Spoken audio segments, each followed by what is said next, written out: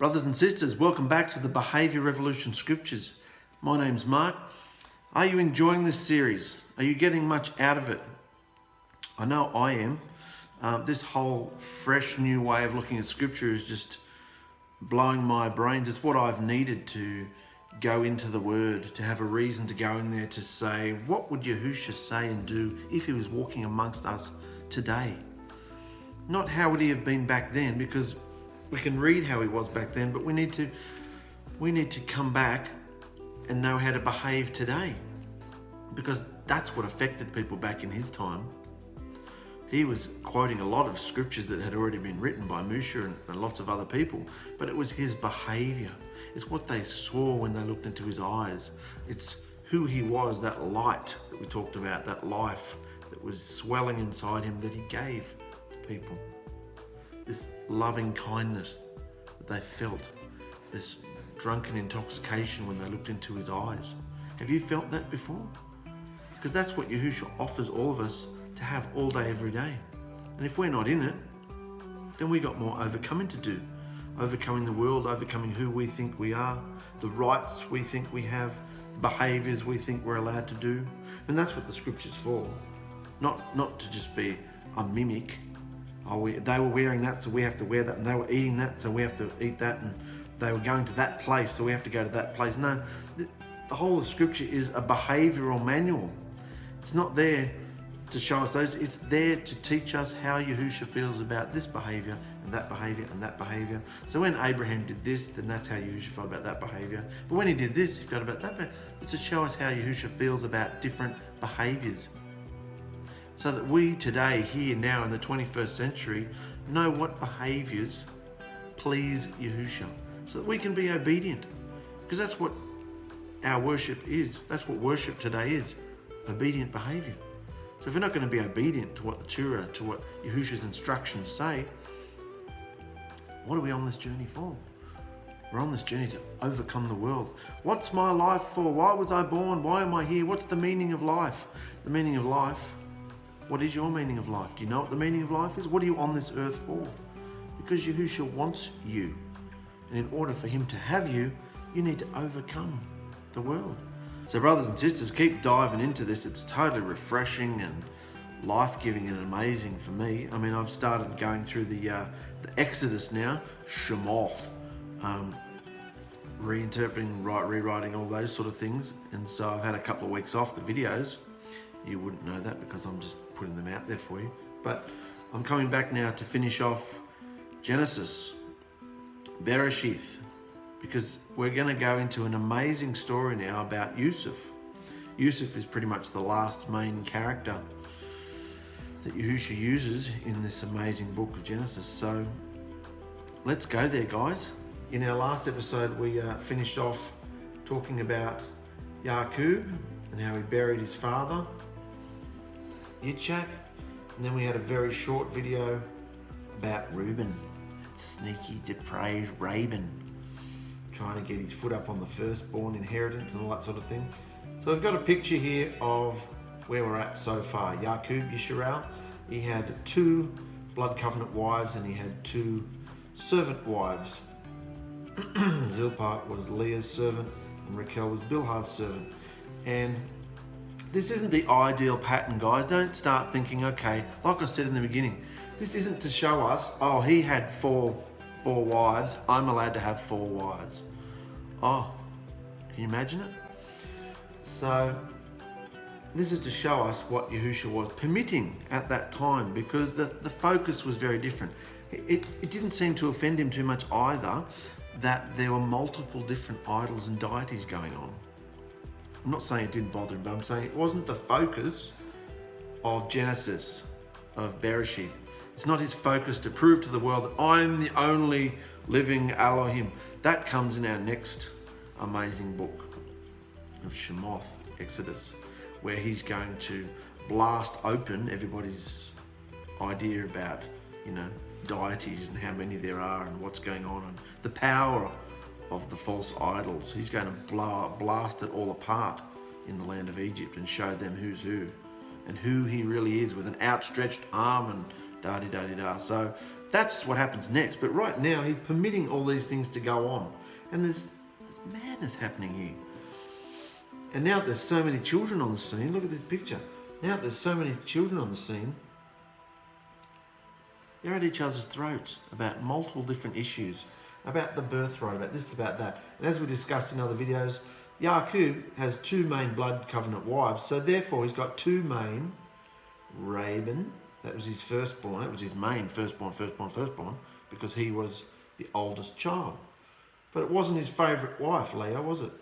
Rachel was his favourite wife. So his true firstborn, in his mind, to inherit all the promises and everything, would be Yusuf as far as favoritism goes.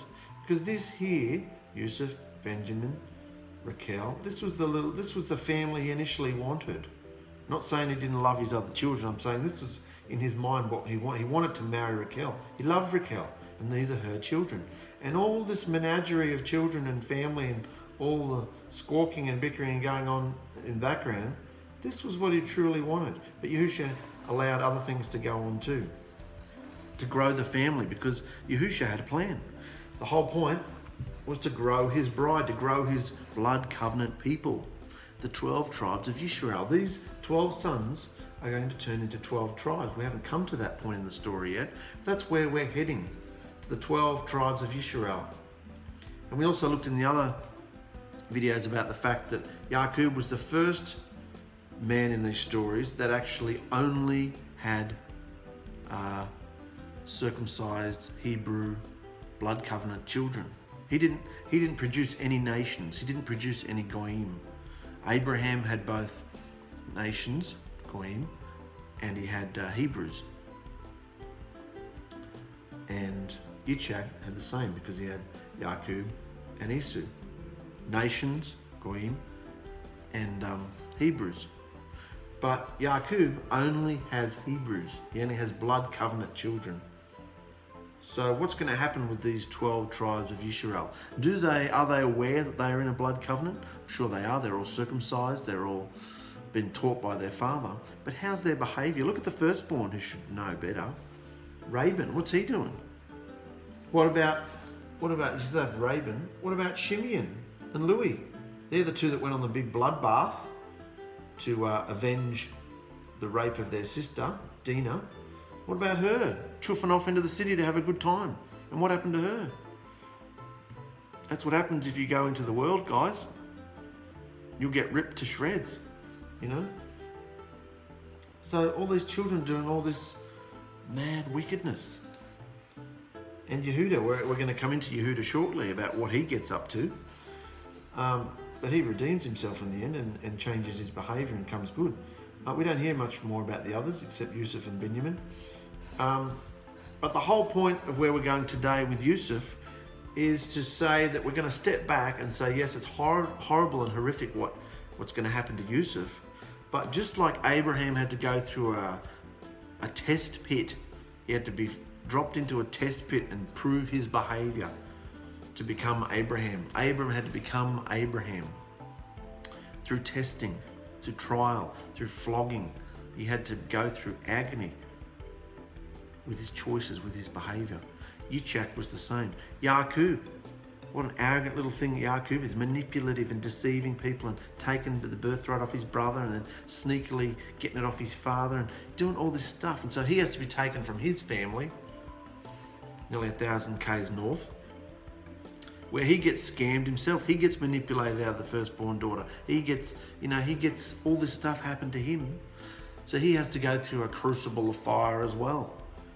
Because he can't be used by Yahusha with all this self in the way. With all this old man, all this arrogance, all this who I think I am and I can do this and I can do that. And no, that has to be purged until you surrender, you give over to what Yahusha wants in your life. And if you're not willing to do that, you clearly just enjoy pain, because it's agony not going where Yahusha wants you to do, where he wants you to go. So let's go. Enough jammering from me. Just keep these 12 people in your mind, because that's the whole point of this book, Bereshith.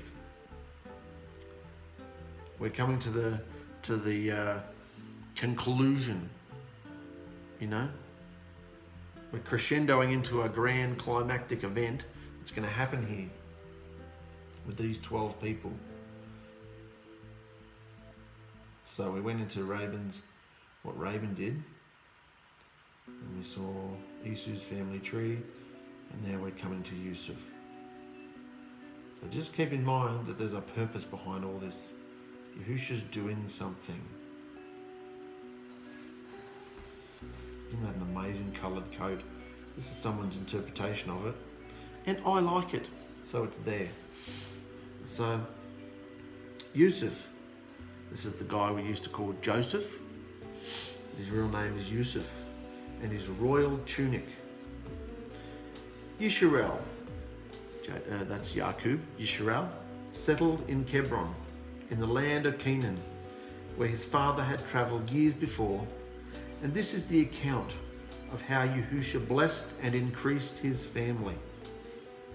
That's what this is. This is the account of how Yahusha blessed and increased his family. Because at this point, he's only got 12 sons and a daughter that we know of, and those sons have probably got offspring by now too. But we don't have a huge multitude of people yet, do we? But the good thing is, Israel has settled in the promised land. It's where he's supposed to be.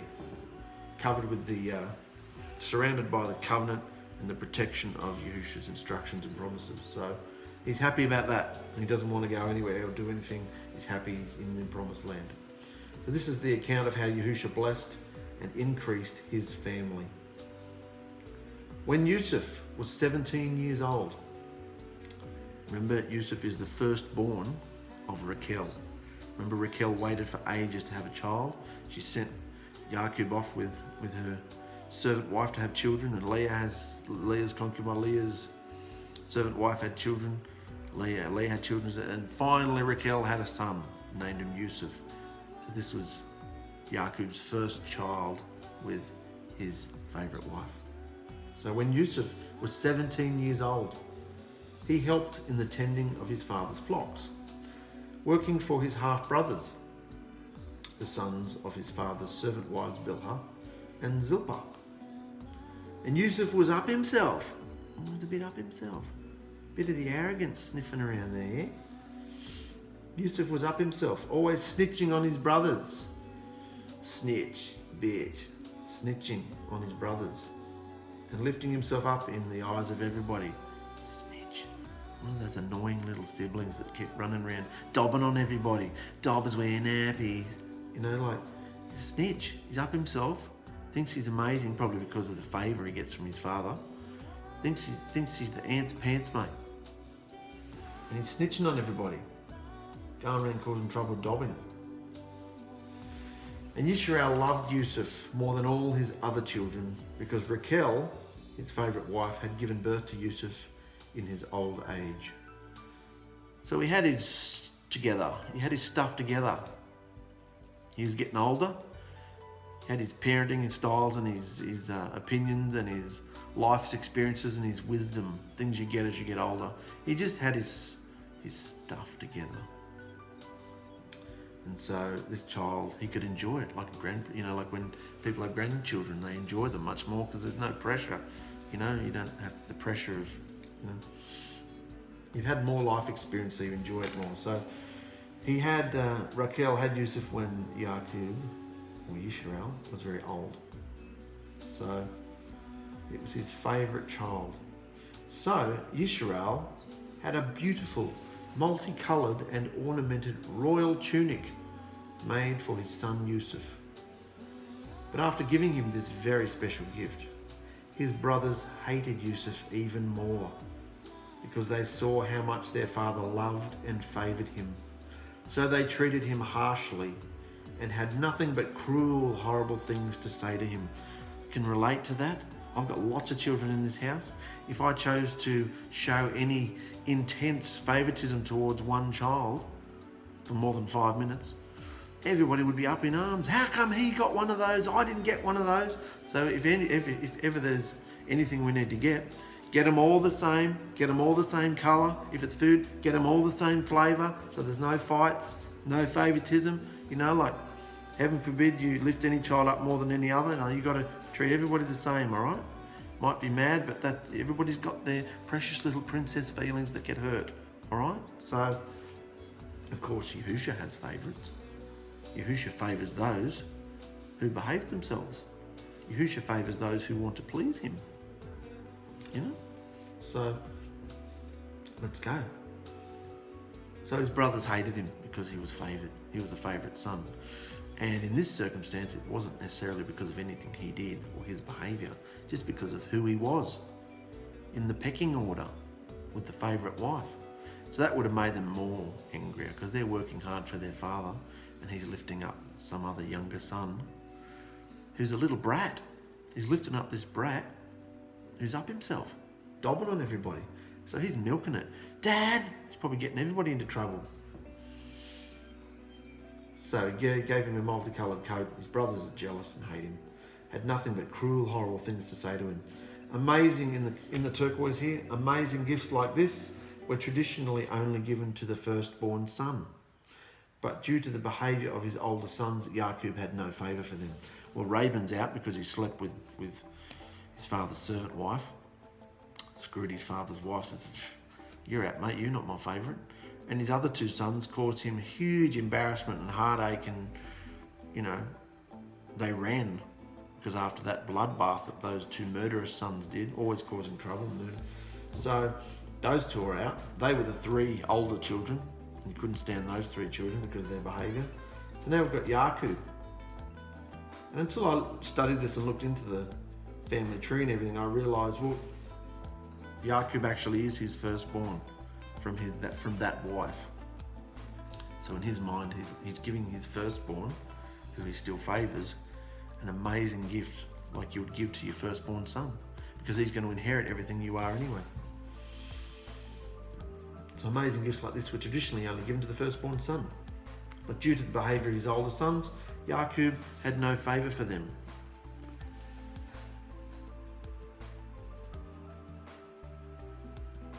One night, Yusuf had a dream. And in the morning, he came to his brothers saying, "Check out this wild dream I had last night, guys. We were out in the field tying up all the sheaves of grain, and suddenly mine stood up. And then all your bundles all gathered around and bowed down before mine and worshipped it." And when his brothers heard this, they despised Yusuf even more because of the dream and the way he spoke about them. And they wouldn't let him have it inside themselves. No way. They were saying to him, "You think you're going to be our king, do you? You really think you're better than us and will reign over us, you fool." Soon Yusuf had another dream, and once again he told his brothers about it. "Hey dudes, I had another dream last night. The sun, moon, and 11 stars bowed down to worship me." Yusuf had 11 brothers. The sun, the moon, and the 11 stars bowed down to worship me. What a little turd. Talking to his brothers like that. But this time he told his father also about the dream. But his father rebuked him. "What kind of dream is this? What kind of dream is that? Will your mothers and I and all your brothers actually come and bow down to the ground before you? What nonsense." So even his father, who's usually blowing hot air up his wit, he's telling him off. "Come on, that's ridiculous. Stop lifting yourself up like that. You're ridiculous. Nonsense." However, while his brothers dismissed the dreams as stuck-up ramblings and were hatefully jealous of Yusuf, his father Yishmael held onto them in his mind and actually wondered what the dreams might mean. Because dreams meant a lot back then, because that's often how Yahusha appeared to people, in dreams. And they didn't have the understanding or the perspective of time that we've got and seen all the different ways Yahusha can appear. So he kept it in his mind. He pondered, he thought about it, wondered what it means. But of course his brothers dismissed it. "You up yourself, mate, get out of here." And they hated him. Not long after this, Yusuf's brothers went out to feed their father's flocks at Shechem. But when they had been gone for some time, Yisrael said to Yusuf, "Your brothers are out feeding the sheep at Shechem. Quick, get ready and I'll send you out to them." "Okay, Dad, I'm ready to go," Yusuf replied. "Go and see how your brothers and the flocks are doing. Then come back and tell me." So Yisrael sent him out, and Yusuf travelled about 80 kilometres to Shechem from their home in the valley of Kebron. 80 kilometres. That's a long way, isn't it? On foot or donkey, whatever he had. When he arrived there, a man from the area noticed him wandering around the countryside. "What's up, bro?" he said. "I'm looking for my brothers. They're feeding my father's sheep. Do you know where they are?" Yusuf replied. "Yes," the man told him. "They have moved further on from here, but I overheard them saying they were heading for Dothan." So Yusuf followed his brothers to Dothan and found them there. But when Yusuf's brothers saw him approaching, they recognized him in the distance, and their seething hatred flared up. And as he approached, they made plans to kill him. "Look, here comes our annoying asshat brother, the dreamer. Let's kill him and throw him into a hole, and we'll finally be rid of him. We'll just tell our father that a savage animal has eaten him. Then we'll see what happens to his stuck-up dreams. Then we'll see what happens to his stuck-up dreams. Here comes our annoying asshat of a brother." They hated him, mate. But when Reuben, the oldest son, heard of their murderous scheme, he came to Yusuf's defense. That's interesting. "Why bother killing him and shedding his blood? Let's just throw him into this deep pit. And out here in the wilderness, he'll just die without us having to do anything." Reuben had recently caused enough drama with his father and was secretly planning to rescue Yusuf. So he didn't want to kill him, just throw him in this pit. And before Yusuf had arrived, Reuben left his brothers for a short time to see about a matter. And when Yusuf greeted them, the first thing his brothers did was assault him and rip off the beautiful coloured robe he was wearing, before grabbing him violently and throwing him into the deep pit. For it was empty with no water, only snakes and scorpions. There were snakes and scorpions in there. So they ripped off his coat because they hated this coat of his. It was the bane of their existence, this coat, telling us to bow down before you. "Who do you think you are?"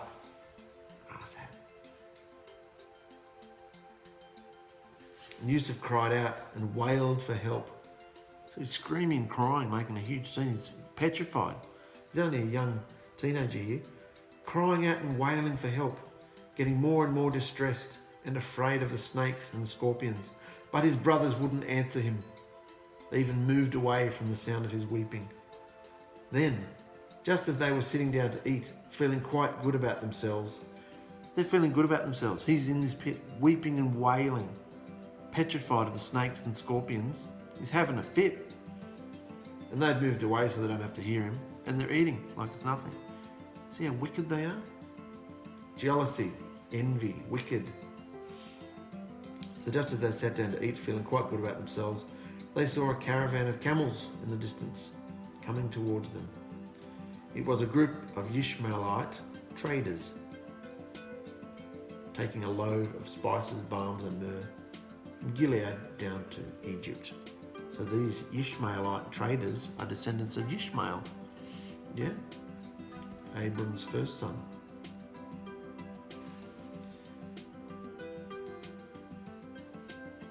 And Yehuda said to his brothers, "If we kill Yusuf, we'll just have to cover up the crime and we'll gain nothing.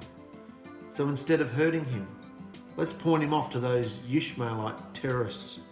That's what they were. They were violent people. They were like terrorists. Very unstable and erratic. So instead of hurting Yusuf, let's point him off to those Ishmaelite terrorists. After all, he's still our brother, our own flesh and blood. Well, that's nice. He's got a little bit of humanity. We won't kill him, we'll just sell him. Well done, Yehuda.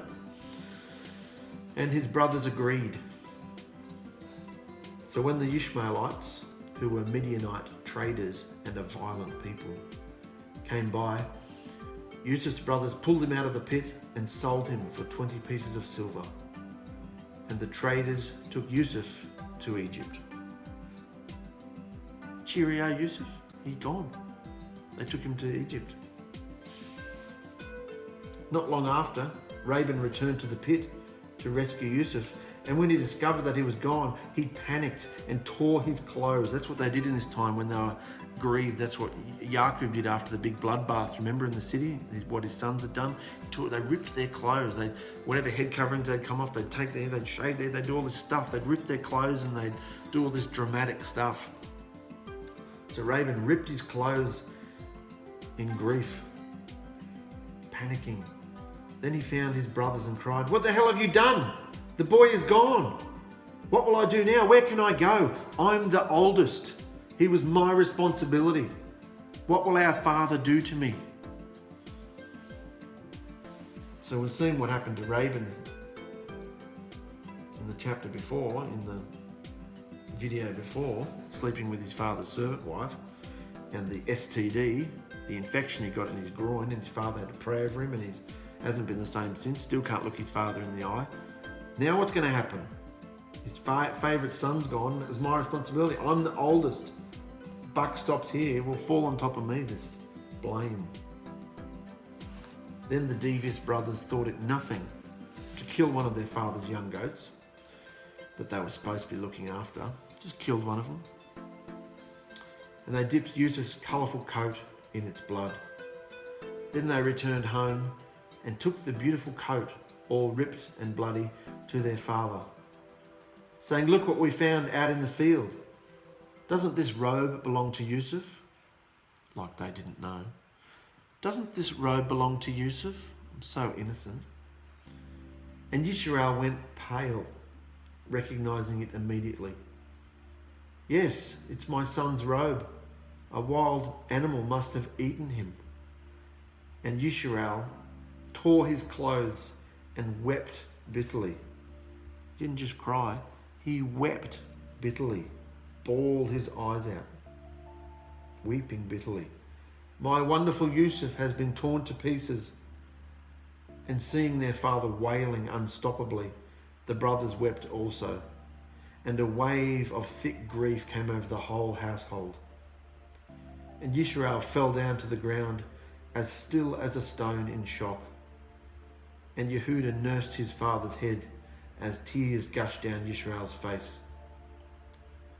Yisrael wore sackcloth on his waist and mourned deeply for his son for a very long time. His family all tried to support and love him, but he refused to be comforted. "I will go to my grave missing and longing for my son," he'd say, and then he would burst into tears again. So he never gets over it. He's never the same again, really. He never gets over the death of his son. And interestingly, in other translations, even though his name has been changed to Yisrael, the scripture goes back to calling him Yaqub, because he's lost. It's almost like he's lost his belief.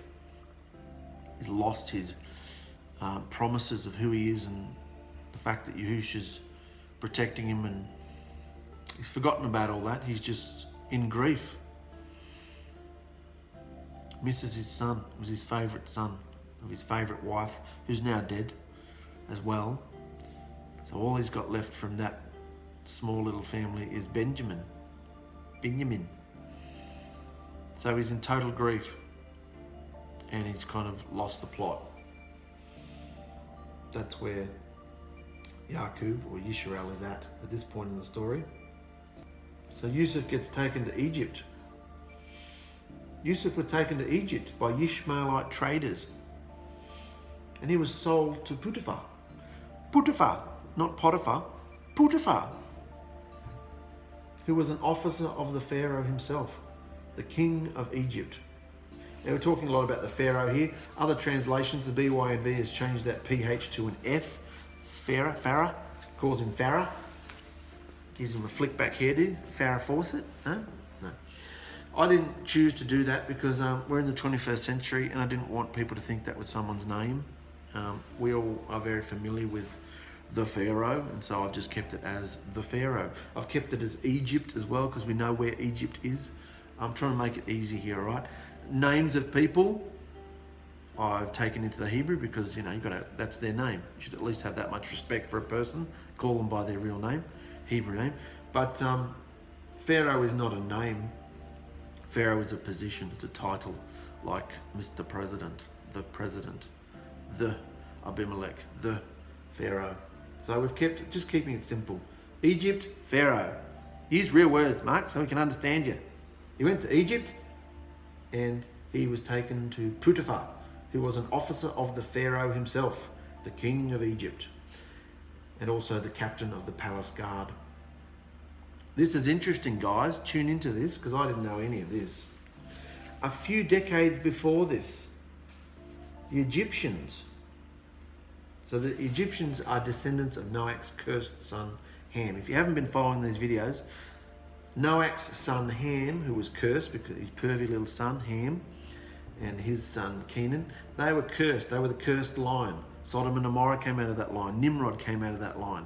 The Egyptians came out of that line. So they've got very dark skin. The Egyptians their skin is a lot darker than the Hebrews. The Hebrews had brown skin, possibly darker brown skin, but quite dark skin, but they're not black. Egyptians were black. So a few decades before this, the Egyptians, who are the descendants of Noach's cursed son Ham, had been invaded and conquered by Shemites. Who are Shemites? Descendants of Shem, obviously. Noach's sons were Shem, Ham, and Japheth. Ham is the Egyptians. Shem was the Hebrews. Abraham is a descendant of Shem. This was the blood covenant line. But there were also other Shemites, lots of different descendants, because remember, Abraham had nations as well as chosen Hebrews, and so did Ishmael, but Yaakov didn't. So ever since way back at Shem, he's had lots of descendants. So the Shemites were descendants of Shem.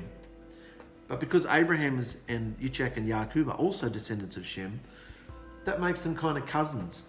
They'd have lighter skin. Shemites have lighter skin. The Shemites are desert-dwelling Asian descendants of Noach's son Shem, making the current Egyptian dynasty tribal cousins of Yisrael's family, because the Hebrews were also descendants of Shem. So the Pharaoh sitting on the throne of Egypt wasn't even Egyptian, but Potiphar was. Did you understand that? I'm going to go through that again. So a few decades before Yusuf arrives, Egypt had been conquered and invaded by the Shemites, which were desert-dwelling Asian descendants of Noach's son Shem, making the current Egyptian dynasty, tribal cousins of Yisrael's family, because the Hebrews were also descendants of Shem. So the Shemites, the Asian descendants, the gypsy type people who lived in the desert, and Abraham's descendants were like tribal cousins, because they all came from the line of Shem. So they would have had similar colour skin, not as dark, not as black as the Egyptians. So they conquered Egypt. So the Pharaoh that sits on the throne right now has lighter skin, much to the disgrace and disgust of the Egyptians.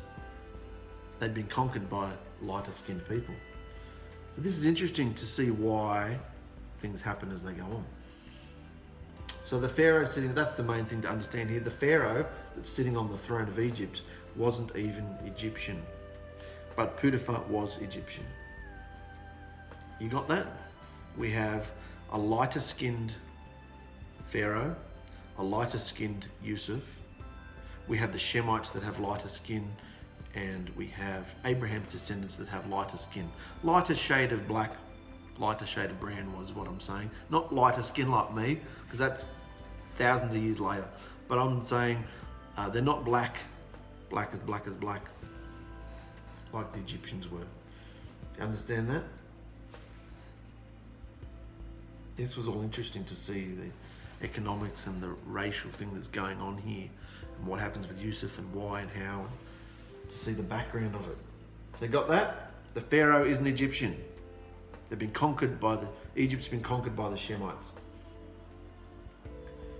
And Yahusha was with Yusuf, allowing him to succeed in everything he did while serving in the house of his new master. And even Potiphar noticed how everything seemed to flow smoothly and work successfully for Yusuf in all his dealings within the house. And this pleased him a lot. So even though in his own household, Yusuf was a little bit of a brat, and as a teenager, he's, milking this whole favoritism thing, getting away with whatever he wants. He still was trained by Yusuf. He would have spent more time with, not Yusuf, Yisrael. He was trained by his father and would have spent a lot more time with his father being his favorite. So everything would have been poured into him from Yaqub about Yahusha and how to live and how to behave. So even Potiphar noticed everything seemed to flow smoothly around Yusuf. And knowing he could trust in Yusuf's steadfast behaviour, that was what impressed him. Yusuf's steadfast behaviour.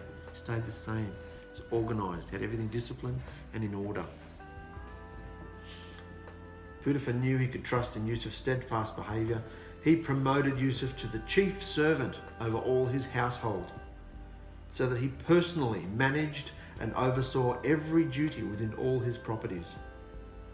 And as soon as this happened, Yahusha began blessing Potiphar too, because correct behaviour brings blessing. Correct behaviour brings peace, brings favour from Yahusha.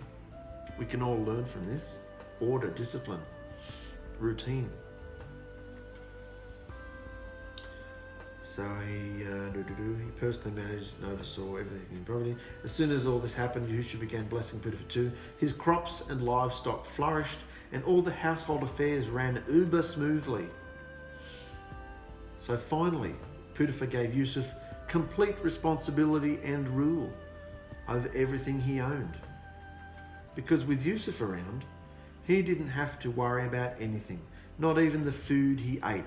He practically made this guy his personal assistant, his second in charge to himself.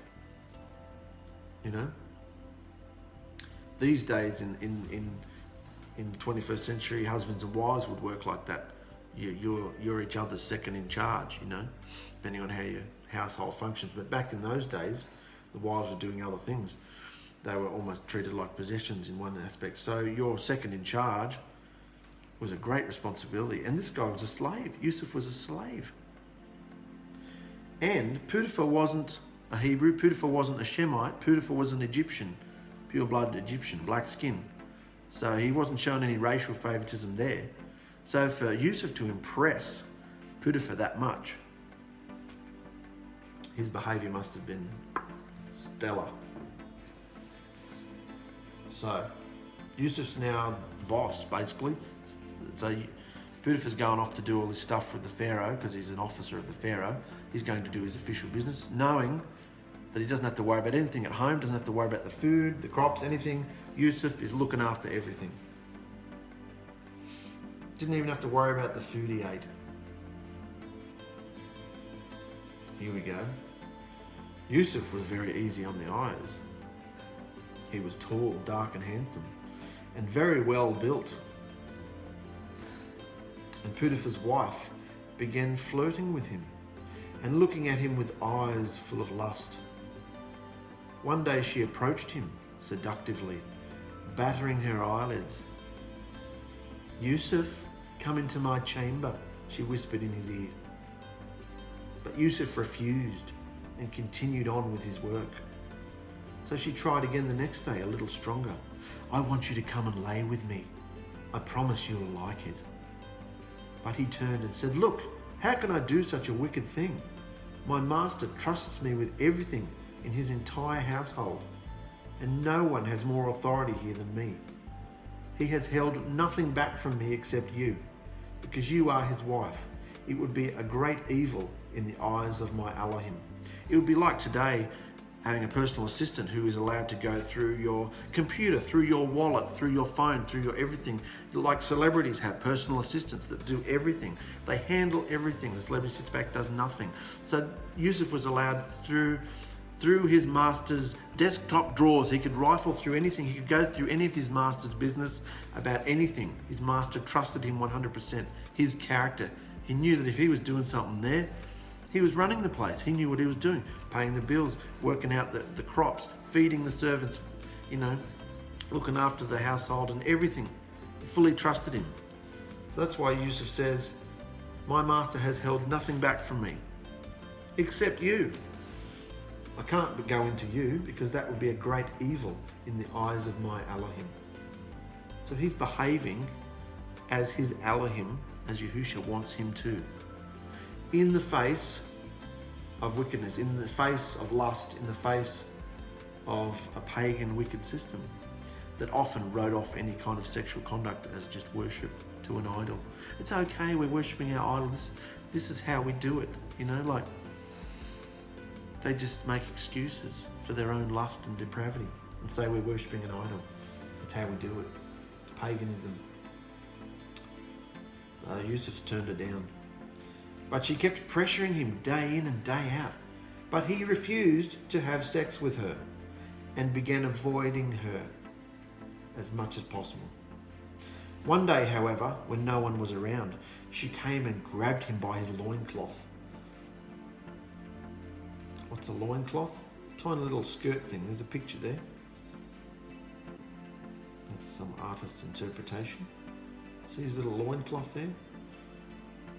I've had to darken up their skin a bit because they would have been, well, Yusuf, that's probably how Yusuf looked, but she would have been black, she would have been blacker than that. Come on, honey, come and sleep with me. No one will ever know, I promise. And Yusuf tore himself away from her, but he left his loincloth in her hand as he ran from the house. So after being completely rejected and seeing that she was still holding his loincloth, Potiphar's wife screamed out loudly, causing all the servants of the house to come running. Look, she cried, my husband has brought this Hebrew slave here to humiliate us all. Yusuf came into my room to rape me, but when he heard me scream, he ran outside and got away. But look, I grabbed his loincloth. Look here. And she kept the loincloth until her husband, Potiphar, returned home. Then she told him her sneaky lie. That Hebrew slave you brought into our home attacked me today and tried to have his way with me. But when I screamed, he ran outside, leaving his loincloth here with me. It's bad enough that these hideous people rule over us, but why did you have to bring one into our home? So they hated the lighter skinned people. They hated the Shemites. They hated the Hebrews.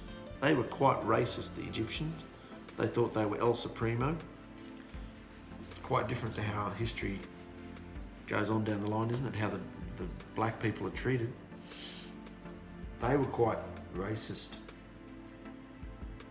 And after Potiphar heard his wife slandering Yusuf's character, he knew she was lying. He knew she was lying. He knew Yusuf. Do you think I'd put someone over my household if I hadn't been watching him for so long and knew his character and his behaviour? Wife, on the other hand, I mean, if the wife's willing to do that with the servant man, what's she up to with everybody else? So after Potiphar heard his wife slandering Yusuf's character, he knew she was lying, and he spared Yusuf's life. However, because of his political position, he needed to save face. So he seized Yusuf and threw him into the prison, where the king's prisoners were held. And there Yusuf stayed. So it didn't seem like it was the common prison. It was the prison where the king's prisoners were held. So it was a bit more cushy. And there he stayed. So he's gone from being a slave to being the boss of the household to being back in prison again. But Yahusha was with Yusuf in the prison and allowed him to feel his loving kindness. He also gave him favour with the prison warden And before long, the warden put Yusuf in charge. Here we go again, he's been lifted up again.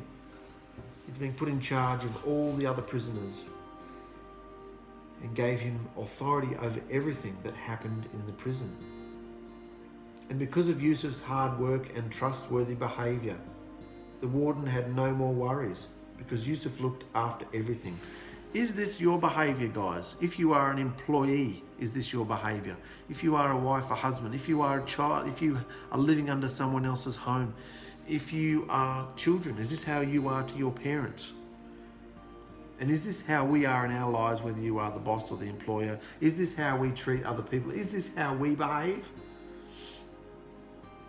Because of Yusuf's hard work and trustworthy behaviour. Further up there it said steadfast. He was like a rock. People knew when they were in his company what his mood, what his behaviour, what his words, how he would be. He was reliable. He wasn't just up and down and tossed and turned on every wave of mood and emotion. One minute he's hitting the roof, emotions flying, telling people off. The next minute he's quiet like a mouse in some kind of mood. He's not just hurling around on all this emotional roller coaster. He's steadfast.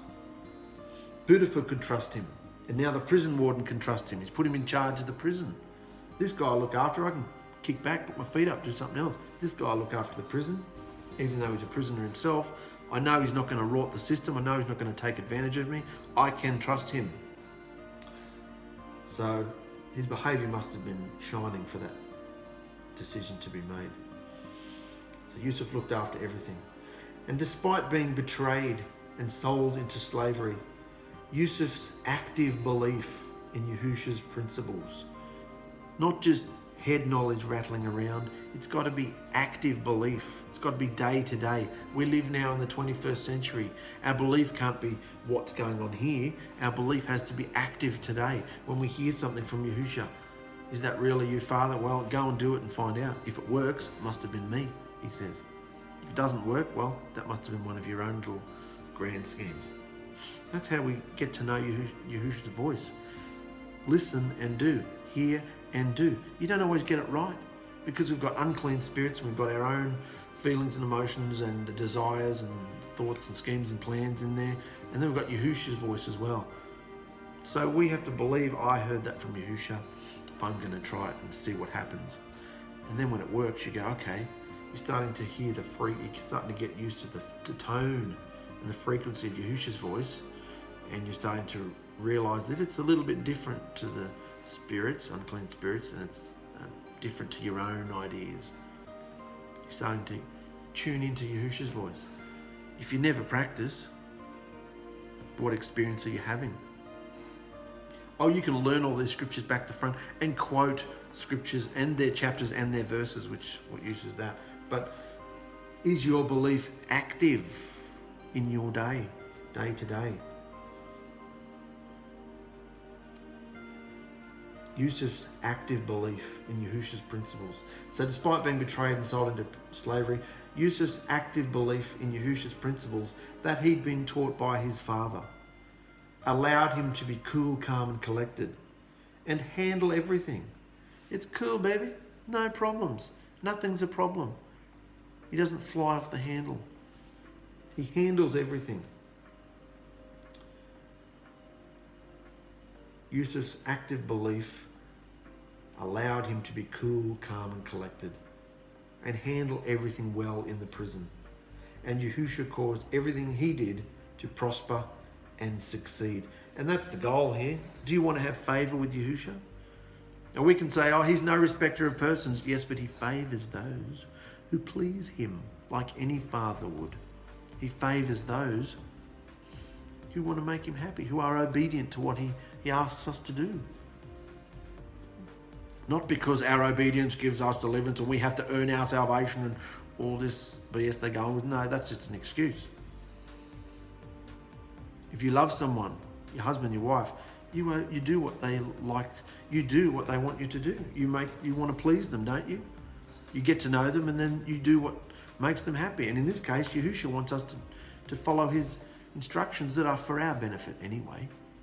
So, and everything will prosper and succeed if we do that. Yusuf the dream whisperer. Not the horse whisperer, the dream whisperer. He understood the dreams. So Yusuf's the boss of the prison. Second in charge of the prison warden anyway. And sometime later, the Pharaoh's chief cupbearer. What's a cupbearer do? The cupbearer was the servant who often swallowed some of the king's wine before serving it to guard against him being poisoned. So, we read earlier up that Potiphar didn't have to worry about his food because Yusuf was in charge of the food and he knew he wasn't going to get poisoned or get any diseases from the food because Yusuf was doing a good job. Well, now, the cupbearer, the Pharaoh himself had a cupbearer so to make sure he wasn't poisoned. So if the cupbearer dropped dead, well, don't drink that bottle. Don't drink from that there. So, sometime later, the Pharaoh's chief cupbearer and the Pharaoh's master chef both offended him. And in his fury, he, the Pharaoh, threw them in the prison where Yusuf was. And they were there for quite some time. We don't know what they did, but they made the Pharaoh angry, so he threw them in prison. And the captain of the guard assigned Yusuf to look after them. One night, the cupbearer and master chef both had dreams. And when Yusuf saw them in the morning, he noticed that they both looked very upset. So he asked them, "Why the long face, fellas? What's up?" And they replied, "We both had dreams last night that freaked us out, and no one can tell us what they mean." And Yusuf didn't even flinch. "Just chill, guys. My 𝗓𝗓𝗓𝗓𝗓 can help you with that. Tell me your dreams." He's cool, man. Cool, calm, collected. Chill out, man. Tell me your dream. Yahuwah can help you with that. So the chief cupbearer told Yusuf his dream first. "In my dream, I saw a grapevine in front of me, which had 3 branches that began to bud and blossom. And soon it produced clusters of ripe, juicy grapes. I was holding the Pharaoh's wine cup in my hand. So I took some grapes and squeezed the juice into his cup. Then I placed the cup into the Pharaoh's hand. And with the wisdom of Yahusha in him, Yusuf said, 'This is what the dream means, Nick. The 3 branches represent 3 days. So in 3 days, you'll be out of here, mate, with your job back as the Pharaoh's chief cupbearer. So when you get the chance, would you do me a favor and name drop me to the Pharaoh, please, so I can get out of here? You see, I was kidnapped from my home and my family back in the land of the Hebrews, and now I'm here in this dungeon, but I did nothing to deserve it.' So he's told the cupbearer what his dream means. In 3 days you're going to be released. That's what the dream means. There are 3 branches of 3 days. In 3 days you're going to get out of here. So when you do, can you drop my name to the Pharaoh? Give me a good word, a stellar reference, because I was kidnapped from my home, thrown in a dungeon. I did nothing to deserve it. And when the master chef, some translations say the chief baker, butcher the baker, the king, no. And when the master chef saw that Yusuf had given the first dream such a positive spin, he was excited. He said to Yusuf, 'I had a dream too, and there were 3 baskets of amazing white pastries all stacked on my head. And all the pastries in the top basket were for the Pharaoh. But the birds came along and ate everything from the basket on my head.' And Yusuf said, 'The 3 baskets also represent 3 days, because in 3 days the Pharaoh will lift you up and impale your body on a stake. Then the birds will come and peck away at your flesh.'" Not quite positive response he was looking for, yeah? So you're dead, man. In 3 days he's going to impale your body on a stake and the birds will come and peck away at your flesh. 3 days later, it was the Pharaoh's birthday. This is the first instance in Scripture we hear about a birthday. A wicked pagan birthday. Because we don't see as much here, but we're going to see in Exodus, in the Shemoth, just how many deities they were and how they worshipped them and all the wicked things they had to do. So 3 days later, it was the Pharaoh's birthday, and he prepared a banquet in his honor, because the Pharaoh was like a deity himself. People worshipped him. They thought he was immortal. So he prepared a banquet in his honor for all his officials, and he brought his chief cupbearer and his master chef to stand before his guests. Then he gave the chief cupbearer back his job so he could hand the Pharaoh his cup again. But Pharaoh had the master chef impaled, just as Yusuf had predicted when he interpreted his dream. But after this event, the chief cupbearer went straight back to work and forgot all about Yusuf and never said anything to the Pharaoh for 2 whole years. 2 whole years nothing was said about Yusuf, even though this guy had told him everything that's going to happen to him, and it happened. Nothing was said. So Yusuf worked in the prison for 2 years. Then, one night, the Pharaoh dreamed that he was standing on the bank of the Nile River, and he saw 7 fat, healthy cows come up out of the river and begin grazing in the swamp grass. Then he saw 7 more cows come up behind them from the Nile, but these were thick, sickly, scrawny, thin cows. Then the scrawny, thin cows ate the 7 healthy, fat cows.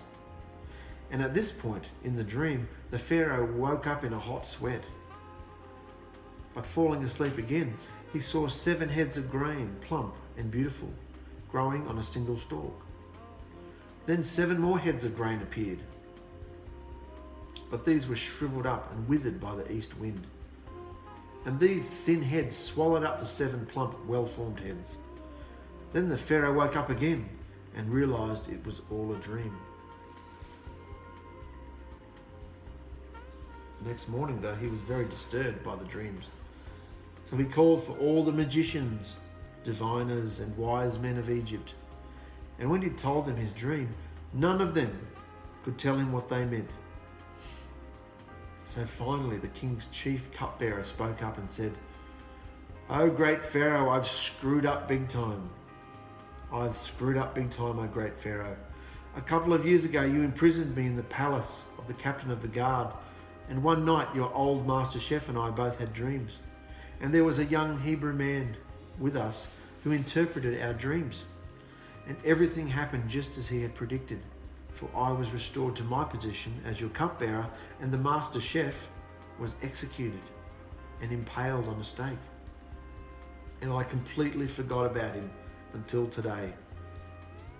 So he'd stuffed up big time, and he remembered. So he told the Pharaoh that there's someone who can help you. So the Pharaoh sent for Yusuf at once, and he was quickly brought from the prison. And after he shaved, changed his clothes, and was made to look royally presentable, he went in and stood before the Pharaoh.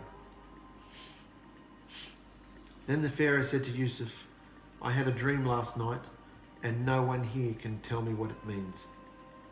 But I've heard that you can interpret them." And Yusuf said, "It is way beyond my power to do this. However, my Elohim Yahuwah can put your mind at ease, no problems." Cool, calm, collected. So the Pharaoh told Yusuf his dreams about the thin cows eating the fat cows, and the withered up heads of grain devouring the plump heads. And Yusuf responded, "Both of the Pharaoh's dreams mean the same thing. Yahuwah is telling you in advance of what he is about to do. The 7 healthy cows and the 7 healthy heads of grain both represent 7 years of prosperity." So the 7 healthy cows and 7 healthy grains both represent 7 healthy years of prosperity, while the 7 thin, scrawny cows that came up later and the 7 thin heads of grain, withered by the east wind, they represent 7 years of famine.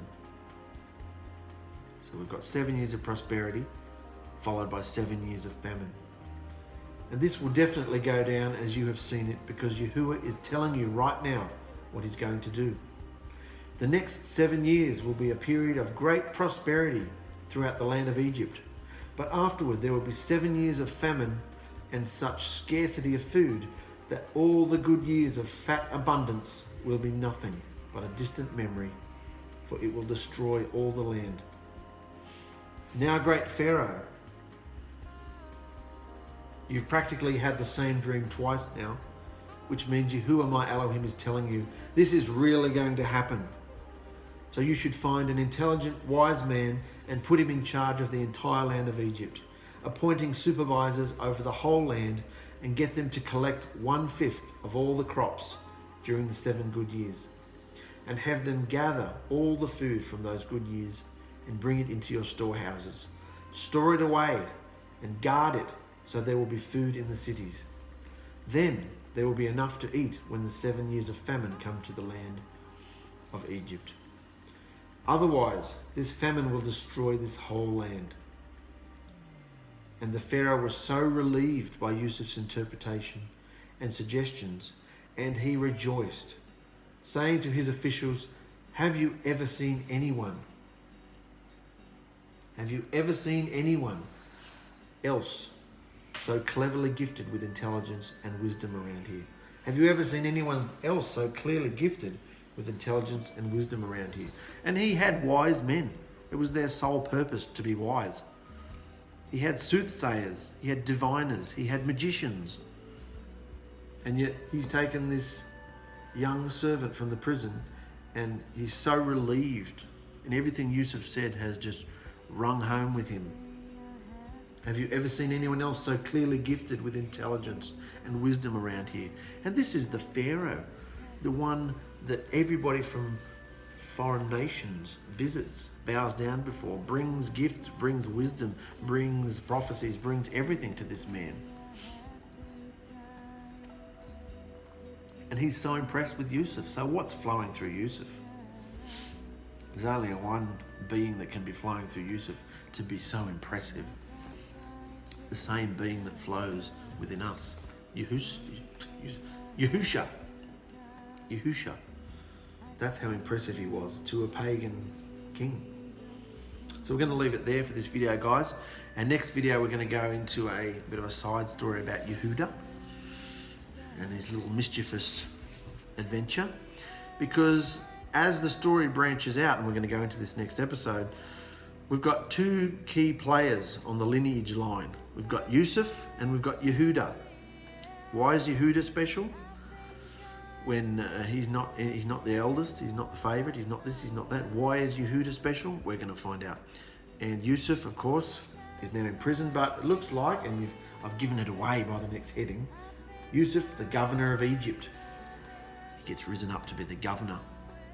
In a short time, he got risen up to be the chief, the boss in Potiphar's household, gets thrown into prison, falsely accused, and he gets raised up to be boss of the prison, second in charge, and not falsely accused but forgotten about, and now he gets raised up to be the boss of the nation, second in charge of the Pharaoh.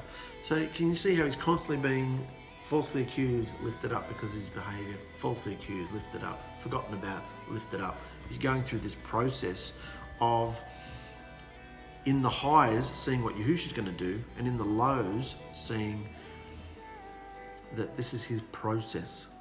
He has to have this fiery test bit experience with Yahusha, so that all of the arrogance, all of the cockiness of who he was back then and there with his family is gone from him. Yahusha's giving him life experiences. It's giving him hardship. It says that in the later books of scripture. Perseverance and hardship. They bring character. They're building our character. So Yahusha is building Yusuf's character because he's going to do something amazing with him. This is the first time, apart from a few little jaunts from Abraham, that his people are in Egypt. And that's the whole purpose of Yusuf being taken to Egypt, to get Yahusha's people out of the promised land, which they're clearly taking for granted and not behaving properly, because look at Yaqub's sons, sleeping with his father's wife, slaughtering people, they've got no respect for who they are, don't even know who they are, what they're supposed to be doing. Their behaviour is disgusting. So Yahusha is going to pull them from the promised land and put them into Egyptian prosperity to start with. And then of course we know it turns into slavery. And that's what the whole life of Yusuf is for. It's all about Yahusha's promised people and his blood covenant line. Because remember, don't lose sight of this. The whole point was to get his promised family back to the Garden of Eden. How is he going to convert the world? How is he going to show the world that he wanted them to be back in his garden?